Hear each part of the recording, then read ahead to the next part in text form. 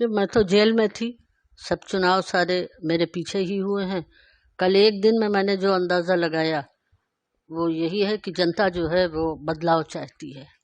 जनता चाहती है कि अब बदले सरकार, क्योंकि जनता की भी अपनी कुछ शिकायतें हैं सरकार से। भाजपा की सरकार है, वो कह रहे हैं 400 सीटें पार करेंगे, तो क्या आपको लगता है कि भाजपा की तीसरी बार सरकार बनेगी?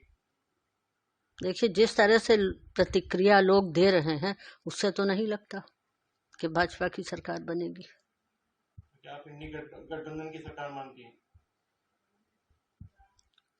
जी। आजम खां को कल डूंगरपुर प्रकरण में दूसरी बार ये सजा सुनाई गई है, इसको लेकर क्या कहना? देखिए, कल जो सज़ा सुनाई गई है 10 साल की, इसने नाइंसाफ़ी की एक आखिरी दर्जे की चरम सीमा है नाइंसाफ़ी की। क्योंकि आज़म खां साहब से इस डोंगरपुर प्रकरण का कोई ताल्लुक ही नहीं था। आज़म खां साहब उस समय सरकार में मंत्री ज़रूर थे, लेकिन ये योजना जो थी ये एक सरकारी योजना थी, जो डीएम के आदेश पर ये मकान बनाए गए थे। एडीएम का भी उसमें आदेश था और सारे पेपर्स जो हैं वो लगे हुए थे कोर्ट के का जो फाइल थी। और डूडा के जितने भी अधिकारी थे वो सब भी इसमें शामिल थे। और अखबारों ने ये लिखा है कि आज़म खां साहब के इशारे पर ये डोंगरपुर में जो घर वगैरह थे वो तोड़े गए।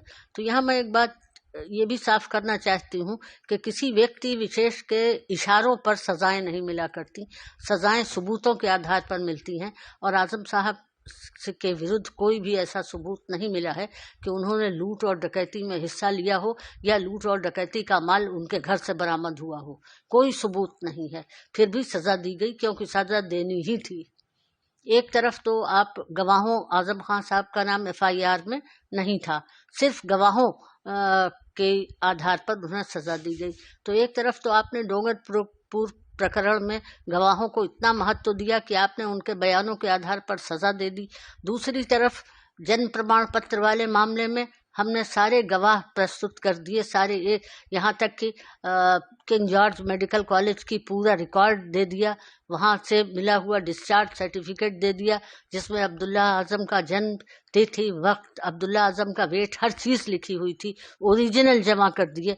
और उसके बाद भी जो उनका जो वीडियो एविडेंस था वो भी कोर्ट में दिखा दिया कि 1990 में अब्दुल्ला मेरी गोद में है, लेकिन किसी भी गवाही को नहीं माना गया। तो ये सजाओं में ये दोहरा मापदंड कैसे है? एक तरफ तो गवाहों को इतनी इंपॉर्टेंस दी जाती है कि 10 साल की सजा दे दी जाती है, दूसरी तरफ आप इतनी मजबूत एविडेंस के होते हुए उस पर कोई ध्यान नहीं देते और उसमें भी सजा कर देते। वो इस सजा के खिलाफ क्या हाईकोर्ट के आगे जाएंगे क्या? देखिए, लड़ाई तो हम आखिरी सांस तक लड़ेंगे नाइंसाफ़ी के खिलाफ। हमारी लड़ाई नाइंसाफ़ी के खिलाफ है।